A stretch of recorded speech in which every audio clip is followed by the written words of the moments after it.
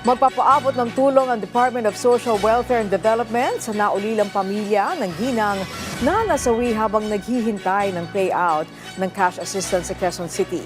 Ayon kay DSWD SECA Director Edwin Morata, naipag-ugnayan na sila sa pamilya ng 55-year-old na biktima para malaman ang maaari nilang maitulong.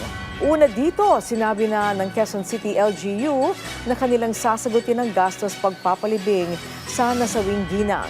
Samantala, nagpaalala din ng DSWD na hindi kailangan pumunta ng maaga sa payout sites dahil may sapat na bilang na social workers ang ahensya para sa mabilis na pagbibigay ng assistance.